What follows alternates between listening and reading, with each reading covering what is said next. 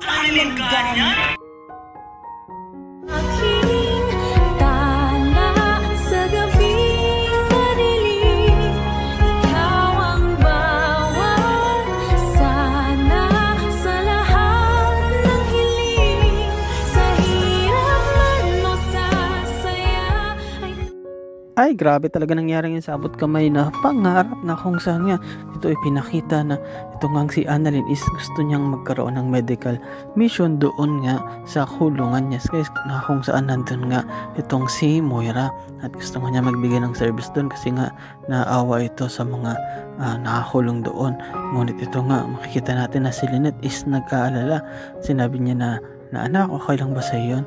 Ngunit sinabi ni Annalyn, actually in-insist nga niya na gustong gusto nga niya talaga doon, lalo na tumulong sa mga nakakulong na mga babae doon kasi marami nga doon yung meron ding mga sakit at gusto niya nga itong matulungan.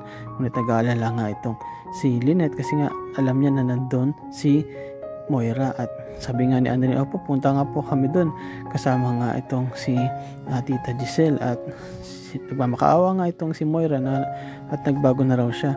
Ngunit sinabi ni Ma'am Giselle na sabihin mo sa amin kung sino ang kasabat mo. Ngunit sinabi nga ni Annalyn na hindi ito sinabi ni Moira kundi nagsinungaling pa ito, kaya hindi naniniwala sa kanya lalo si Ma'am Giselle.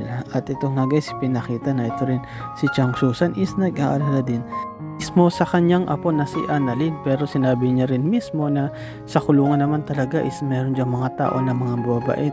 Minsan mas mababait pa sila sa atin kasi kadalasan yung ibang mga nakakulong dyan is napagbintangan lang, pero di pa rin maalis dito sa pag-aalala ni Lynette na baka nga may mangyaring masama dito kay Annalyn. At kahit tong si Chang Susan, sinabi niya nga no, na baka nga hindi totoong nagbago itong si Moira kundi ginagawa niya lang yon para makalabas siya at maghiganti sa iyo, Lynette.